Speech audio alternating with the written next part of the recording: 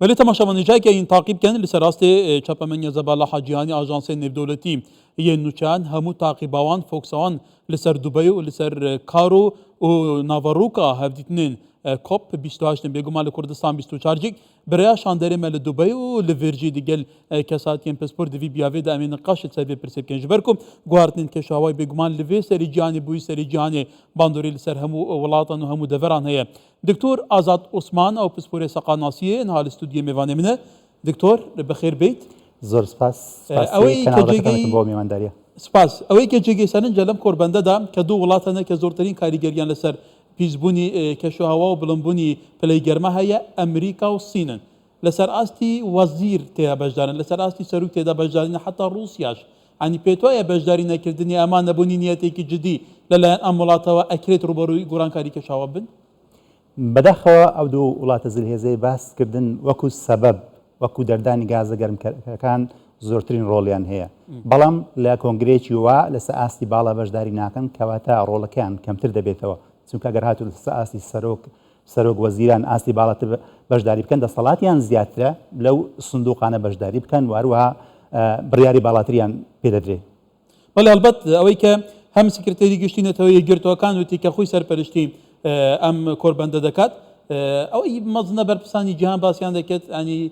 ڕەوشی ژینگە ڕەوشی کەشوهەوا ڕەوشی ئەم گویزەویە زۆر مەترسیدارە بەرەو مەترسیدار تریج دەڕوا يعني كواتار هەمووان هەست پێیەکەن کە فعلا ئەو گۆڕانکاری ڕەوشی ئێساقە گۆڕانکاری زۆر مەترسیدارنەکە ڕوبەڕوو نەبنەوە بەڵام بەفعلی هەوڵ نادرێت پێت وایە ئەمە گۆڕانکاریەکی نەوعی دروست بکات لەمەیە بێگومان ئەو کۆبنەوەی ساڵانە ڕۆڵی هەیە لەبەرەوەی ئەو ئامانجەنی لودانرایە ناتوانین بڵێن تاوەکو ساڵی 2030 یان 2050 ئەمە بوەستین ئەو کاتە بڵین لێکۆڵینەوەی لەسەر بکەن ئایا هەموو ئامانجەکان بەدیهاتیان نا بەڵکو ئەگەر ساڵانە لێکۆڵینەوەی لۆ بکرێت تا چەند ئەو وەکو ڕێژە بەدیهاتیە ئەوە گرنگترە ئەوە بایەخداترە چونکە وەکو جەنابەت ئاماژەت پێ کرد گۆڕانکاری کەشوهەوا شتێکە هەمومان هەستی پێ دەکەین لە چەندین لایەنەوە ڕوویدایە کەواتە دکتۆر پسپوری لە بارەیە ینی ڕێککەوتنی پاریسیشە لە 2015 200 وڵات ئیمزایان لەسەر کردووە کە ڕوبەڕووی گۆڕانکاریەکان بنەوە پلانێکی درێژخایانی تا 2030 هیاندانەوە پێت وایە گۆڕانکاری بەسەراتوە ئەن خراپتر بووە ڕەوشی گویزەوی ئەوەی کەوا جێی داخە وای کردێکەوە ئێستا وەکو تاک وەکو وڵاتان وەکو ڕێکخراوەکان هەموو بایەخی پێ بدەن ئەوەیەکەوە گۆڕانی کەش و هەوا پێش شۆڕشی پیشسازی هەتاوەکو گەیشتە چەند ساڵێک لەمەوە پێش گۆڕانکاریەکە زۆر کەم بوو کەمتر لە 0.1 بوو 0.7 بوو بەڵام ئێستا ڕێژەکە لەوەی زیاتری کرد لەو ساڵانی دوایی و ئێستاش ئەوەی هەستی پێ دەکرێت لە بنم لە 2015ەوە تا دەگاتە ئێستا زۆربەی ساڵەکان لە ڕووی بەرزترین پلەی گەرمیەوە ڕیکۆرد شتێنە. بەڵێ سکرتێری نەتەوەی یەکگرتوەکان وتی کە پێشبینی دەکرێت ساڵانی داهاتوو گەرم گویزەوی زیاتر گەرما بێت لە بیرتە ئەم ساڵ هاوینی ئەم ساڵ لە کوردستانە گەرمایەکی تااقەت پڕوکێن بوو حتا لە دوبەی هاوکارم کە لەوێ بوو وتی ئەوەندە گەرمایە وەکو هاوینی لای خۆمان وایە کەواتە ینی پێتوانیە ساڵانی مەترسیدار چاوەڕێمان دەکەن نەکرد ڕوبەڕووی ڕەوشەکە نەبنەوە بێگومان زانایان لە بۆ هەسەنگاندنی کاریگەریەکانی گۆڕانی کەشوهەوا سیناریۆی جیاواز دادنین گەشت بینانە ئەوەیە کەوا ئەمە گازە گەرمەکان و بەتایبەتی CO2 کەم بکەینەوە لە بۆ نمونە ئەمە وەکو ژینگە پارێزان پسپۆری ئەو بوارەیە حەزمان لێ لە بۆ نمونە گەرمبوونەکە ڕوونەدا یاخود نیو دەرەجەبی دەرەجەکبی بەڵام ئەوەی کەوا لە ڕێکەوتنی پاریس اتفاقی لەسەر کرایە ینی هەوڵی لۆدرایە بەرنامە لۆدانرایە ئەوەیە کەوا نەگاتە 3 دەرەجە و 4 دەرەجەی بەڵکو لە دەرەجە و نیوەشی بهێڵدرێتەوە بەڵام ئەو دەرەجە و نیوەش ئەو بەڕاستی ئەوەی کەوا هەستی پێ دەکرێت کارەکان سستن لە بۆ ئەوی کەوا لە بۆ نمونە خۆی لەوەی دەبینێتەوە ئەمە کەمکردنەوەی گازە گەرمەکان واروەها ڕووکردنە وزەی نوێ بەڕاستی کارکردن بەتایبەتی لە وڵاتانی ڕۆژئاوای ئەوروپا لەسەر ئەو بوارە هەیە ڕووکردنە وزەی نوێ بەڵام دەتوانین بڵێن وەکو ئاستی پێویست نییە بۆیە مەترسیوەیەوە هەیە کەوا بگەینە ساڵی 2030 ئەو کاتە ئەو پلانە دوا بخرێ بۆ ساڵانی دواتر و تاوەکو کارەساتەکەی گەورەتر دەبێت. بەڵێ دکتۆرێک ئێمە بەسی هەرێمی کوردستان دەکەین ئێمەش بەشێکین لە گویزەویە بێگومان ینی پلانی حکوومەتی هەرێمی کوردستان هەیە بە تایبەتی کابینەی نوام حتا لە کارنامەی ئەجندای ئەم کابینەیە سەرۆکی وەزیرانی کوردستان کە لە پەرلەمان سوێندی یاسایی خوارد یەکێکی لە بنامەسەریەکان ڕوبەڕووبوونەوەی ئەو تەحەدایانەیە کە بێگومان ڕوبەڕووی گۆڕانکاری کەشوهەوا دەبنەوە هەنی هەوڵەکانی حکوومەتی هەرێمی کوردستان لەم چارچەوەیە چۆن دەدەنرخێنی؟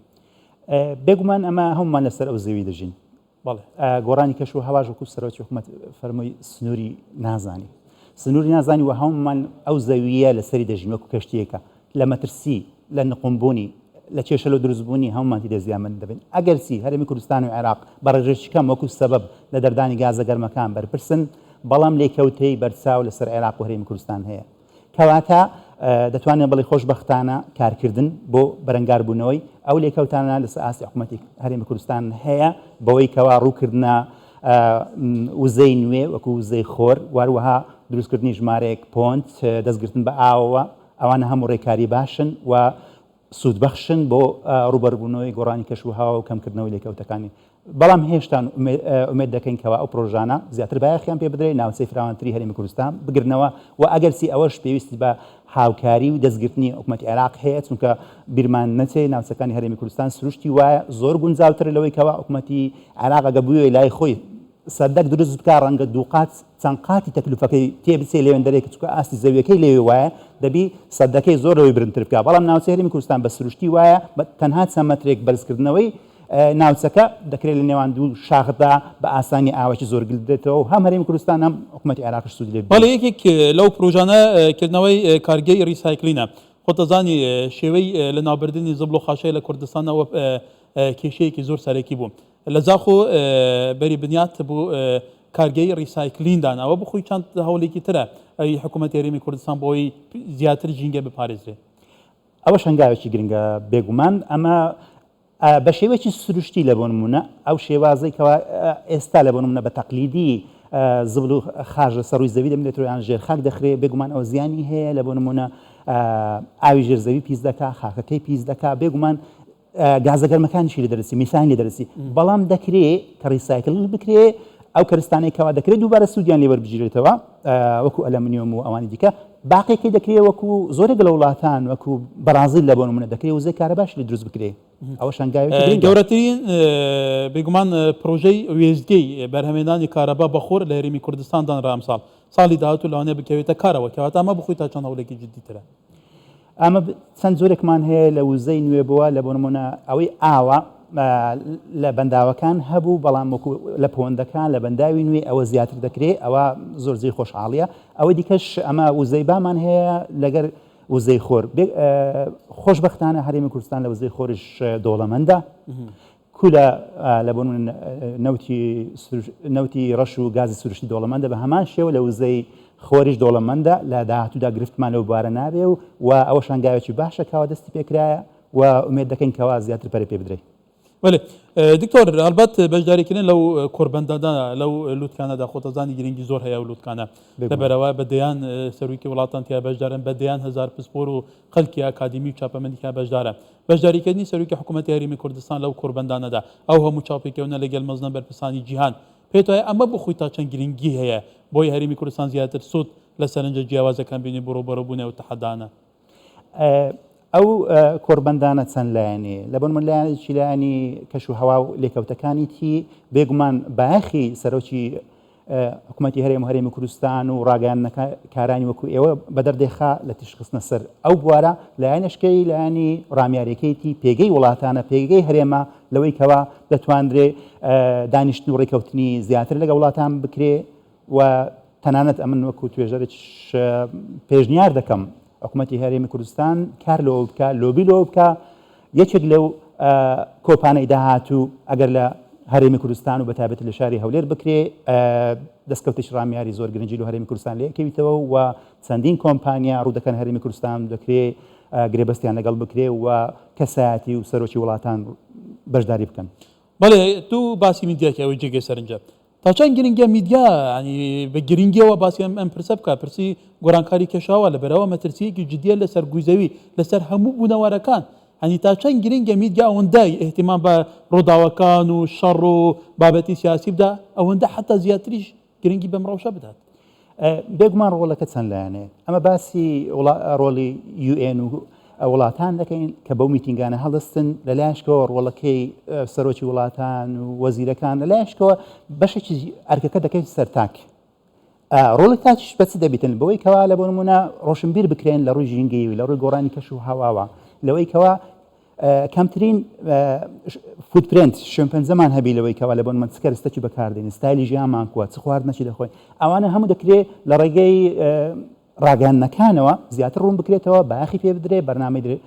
بەردەوامی لەسەر بکرێت و هەروەها لە ناوەندەکانی فێرکردن و زانکۆ و قوتابخانەکانش دەکرێت تاچی کورد تاچی عراقی زیاتر وشیار بکرێت بەوەی کەوا هەوڵدا کەمتر ڕۆلی هەبی لە دەردانی گازە گەرمەکان و پیسکردنی ژینگە و پیسکردنی ئاوهەوا تێکدانی ئاوهاوە و کەمکردنەوەی لێکەوتەکانی وەڵێ کەریمە باسی گۆڕانکاری کەشەوا بکەین جارێکی تر ئەوە 3 ساڵ هەوشکە ساڵیەکی مەترسیدا ڕوو لە ناوچەکە کردەوە تو باسی عێراقت کرد کە ئێمە بەشێکین لە جوگرافیای دەوڵەتی عێراق لە ئێستادا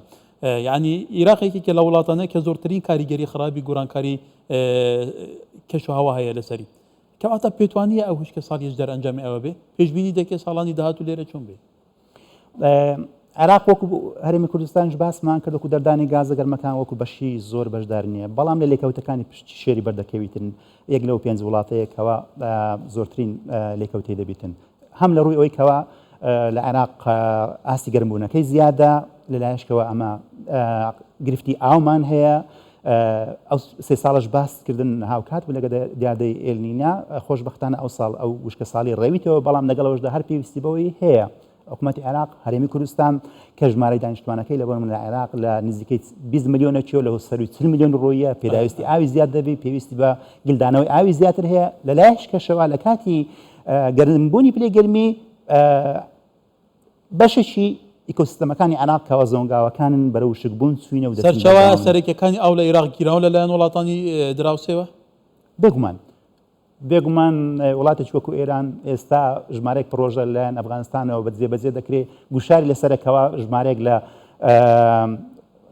ڕووبارەکان نێتەوە ناو ئێران لە یاشکەوە ئێران ڕێڕەوی ئاوەکان لا دەدا سەدەی زیاد دەکات ئەوە مەترسیدارترە ڕێڕەوەکی لابدا ئەوە بە تەواوەتی بێبەشە بە عێراق لەواوە نەک پشکمان کەم دەبێت بەڵکو بە تەواوەتی و فەرمود لێ بێبەش دەبین تەنها لەو کاتانە لەو من بەرداتەوە کاوە لافاوی لە دروست تورکیا باشتر بێن دەجار ئاوەکە دێت بەسەوە ئێران ڕێڕەوەکە بگۆڕێ نایت دکتۆر ئەوەی جێگەی سەرنجە تو هەندێک وەرەقە لە بەردەما زۆر بە وردی بەدەست نووسیوتە بێگومان ئەوە هەموو لێکۆڵینەوەی زانستی نەکرد باسی ئەوە بکەی چی لەوێدایە بێگومان ئێمە وەکو توێژەر وەکو مامۆستای زانکۆ لە زۆر بوارەوە ئیشمان کردێت توێژنەوەمان هەیە و بەردەوامیشین بە خۆمان بە تەنها وەروا لەگەڵ قوتابیانمان لە قوتابیانی ماستەر دکتۆرا توێژنەوەمان هەیە لەسەر گۆڕانکاری لە بۆ منە پلێگەرمی باران ئایا زیاد بۆ کەم بۆ توێژنەوەمان هێستا ئاستی ئاوی ژێرزەوی بە سوودبینین لە داتای سەتەڵایت واروها بە داتای بیرەکان توێژنەوەمان هەیە لەگە قوتابی دکتۆرامان لەسەرەوەی کەوا شوێنە گونجاوەکان لە دروستکردنی بربەست و سەد چێندەی گونجاوە چێندەی کەمتری تێسووی هەیە لەو بوارانە هەموو ئیشمان کردیە و دەتوانین بڵێن لە چەند لایەکەوە ئەمە دەتوانین ئیشی لەسەر بکەین یەکیان سەرەکیترینیان ئەوەی ڕووکردنە وزەی نوێیە کە خۆی لەوەی دەبینێ وەبەرهێنانی زیاتر بکرێت لە وزە نوێیەکان کە ناومان هێنان بە دیاریکراوی وزەی خۆر و باو ئاو لایەشکەوە خاڵشکەمە دەتوانین کارایی وزە زیاد بکەین لەوەی کەوا وزەی لەدەست نەدەین لەوەی کەوا بیناکانمان پیشەسازی گواستنەوەمان بڕێکی کەم بە کارایی وزەی بەکاربا وەکو گواستنەوەی گشتی وەکو لە بۆ منە شەمە دەفەر میترۆ لە شارەکان ئەوانە هەموو کەمکردنەوەی گواستنەوەی تاک لە بۆنمە ئۆتۆمبیل هەموو ئەوانە ڕۆڵیان هەیە لەوەی لە کەمتر دەردانی گازە گەرمەکان چەندین بوادێکە هەیە باغدان بە ڕێژی سەوزایی بە دارستانەکان زیادکردنی ڕێژەیان ئەوانە هەموو ڕۆڵیان هەیە لەوەی کەوا ئەمە وە بکەین لە بنمە کشتتوکاڵ پەرە پێ بدەین سەوزایی پەرە پێ بدەین کشتتوکاڵی ئۆرگانی پەرە پێ بدەین کەمتر پێین و مادەی قڕکەر و ئەوانەی کەوا خاک پیس دەکەن ئاو پیس دەکەن هەوا پیس دەکەن کەمتر ئەوانە بەکاربیێنین زیاتر ڕووبکەین ئەوانەی کەوا ناچڕڵن سروشتینە واروها لە بواری دیکە لە بۆ من دەتوانین ئەگەر هاتوو ئەمە لابد من کە دەڵێن گۆڕانکاری ئاوەوە هەڕوو دەدا لەو کاتە بیرلەوە بکەینەوە میتیگەیشن چۆن خۆمان لەگەڵی بگونجێنین چۆن بتوانین کەمترین زیانمان پێ بگا خۆی لەوەی دەبینێتەوە ئەمە ژێرخانەکەمان بە شێوەیەک بی خۆراگر بی بەرامبەر گۆڕانکاریەکانی ئاوهەوا واروها لە شکەوە بایەق بۆ بدرێن ئەمە ئامادەکاری زیاتر بکرێت لە بۆ کاتی ڕوودانی کارەساتەکان واروها پەرەپێدانی سیستەمی ئاگادارکردنەوەی پێشوەختە لە کاتی لە بۆ ڕوودانی لافا و ڕوودانی ئاگرکەوتنەوە احتیمالی ئاگرکەوتنەوە لە بۆنە پەیوەندی بەهێز هەیە ئەمە توێژنەوەمان لەسەر بابەتانە کردی لە کاتی ئاگرکەوتنەوەکان لە دارستانەکان لەگە پلەی گەرمی واروها تۆز و خۆڵ گەردەلول هەموو ئەو کار سروشتیانێکەوە ڕوو دەدەن ئەمە دەتوانرێت پێشتر خەڵکی خۆمانی لێ ئاگادار بکەینەوە لە بۆی کەمترین زیان لێ دەربچین. کەواتە دکتۆر ئەوەی کە تۆ ئێستا بووم وڵێ تەبەن لە کوردستان 24ەوە و سەرنجانات هەیە لەوانەیە ڕای گشتی بە تایبەتی لایەنە پەیوەنددارەکان گیان لێبێ لێ تا چەند پەیوەندی لە نێوان ئێوەی کەسی ئەکادمی هەیە لەگەل لایەنە پەیوەندیدارەکان بۆی زیاتر سەرنجێوە بەهێن وەربگرێ ئیشی لەسەر بکرێ ئەسلەن پراکتیزە بکرێ ئەوەی کە تو دەڵێ. ئێمە وەک توێژەر وەک مامۆستای زانکۆ بەشێک لە ئەرکانمان ئەوەی تێکەڵی میدیا بین تێکەڵی خەڵک بین و بەشداری کۆڕووکۆبوونەوەکان دەکەین. خۆشبەختانە لە بەشەکەمان لە بەشی جوغرافیای لە زانکۆی سۆران کۆنفرانسمان کردیە خەڵکی بەرپرسمان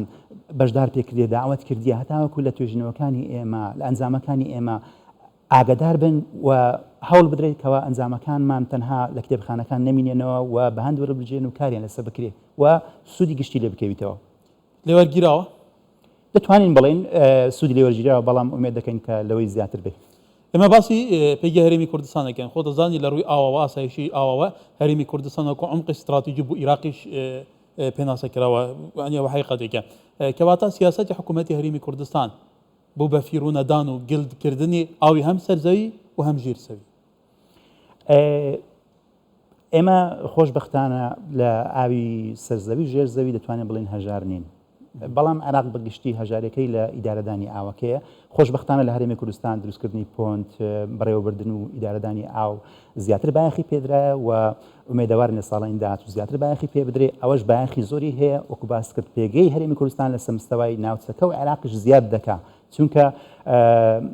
بابەتی ئاو بابەتێکی فیدراالی و هابەشە لە نێوان حکوومەتی هەرێمی کوردستان و عێراق و بۆیە پێویستە ئەوانیش ئیسسمار و بەهێنان لەو بوارە بکەن لە هەرێمی کوردستان و تاوەکو قازانجەکەی بە دوولایەنە بشتێتەوە و لایەنێکی هێزی هەرێمی کوردستانیش بەرامبەر بەغدا لە کاتی گفتوگۆکان بەدەردەخیتن ئەمە ناڵێن وەکو ئێران و تورکیا ئاو لەسەر ئێمە دەگرنەوە ئێمە ئاو لەسەر عێراق بگرینەوە بەڵام دەکرێت ئەوە بە بەرنامە ڕێژی بی ئەو ئاوای بەردەدرێتەوە لە بۆ نمونە بە پێی پێویست بی و لە بۆ نمونە لە باتی زەیەکی گەورە تەنها 1% لەسرە دەکرێت چەندین سەدەی لەسەر بی و پۆندی و زەی مامناوەنجی لەسەر بیتن ئەو ئاوە چەند جارێک سوودی لێوە بگیرێتەوە لە وەبەرهێنانی وزەی کارەبا لە بواری گەشتیاری لە بۆ چەندین بواری دیکە و دوای ئەوەش ناوچەکانی دیکە عێراقیش سوودی لێ ببینن. لە عێراق ئەوەندە کێشەی سیاسی هەیە ئەوەندە منافسە و سیراعی سیاسی هەیە حکومڕانی هەیە ئەوەندە کێشەی ئەمنی فۆکسی لەسرە ئەوەندە کێشەنی کومە کێشێت ئەوەندە فۆکس لەسەر گۆرانکاری کێشاوانیە ئەوەندە بەرپرسە باڵەکانی هەرێمی کوردستان باسییان پرسایەکان بەرپرسانی عێراق قەت جێملێ نەبووە بە جددی باسیەوە پرسە بکەن سەرۆکۆماری عێراق ئەڵێ ژینگەی عێراق ڕۆبەڕووی مەترسیەکی جددی بووتەوە خۆڵبارین هەیە وشکە ساڵی هەیە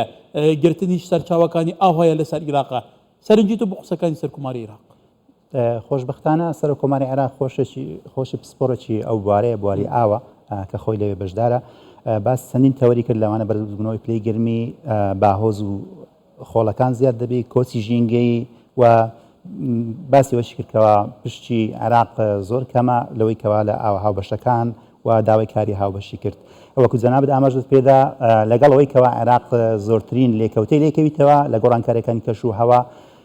ئەوەی کەوا تا ئێستا ڕوویدایە لە کەمبوونەوەی ڕێژەی ئاو سەوزایی کشت و کاڵ و لێکەوتەی درێژخایەنتریش هەیە و بەداخەوە چاوەڕێ دەکرێت لەبەرەوەی بەسڕا و بەشێک لە خاچی عێراق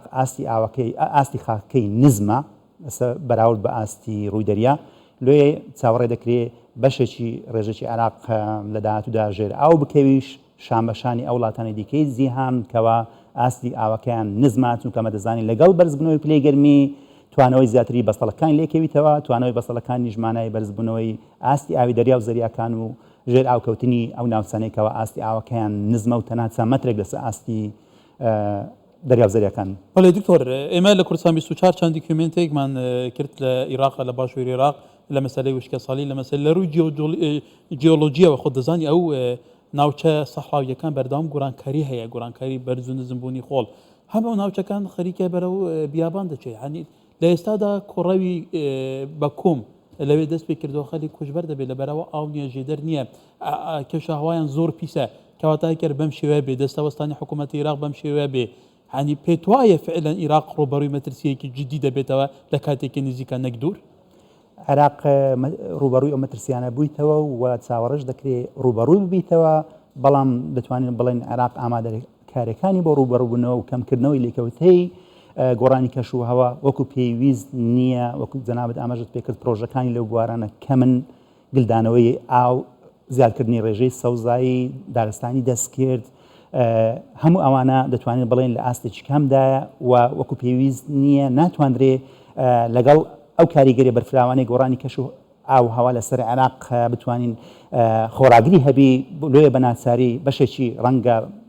گوشارەکە بکەوێتە سەر ئێمە کۆچبەرە ژینگەیەکان دەکرێت لە زۆر ناوچەی عێراقەوە بەرەو باکوور و هەرێمی کوردستان بێن. هەڵبەت هەوا پرسێکی جدیە لە بیرمە لە ناوەتەکانە ئەو کاتەی کە هەشکە ساڵی هەبوو، ئەو کاتەش وەزی عێراقی ئابووری باش نەبوو،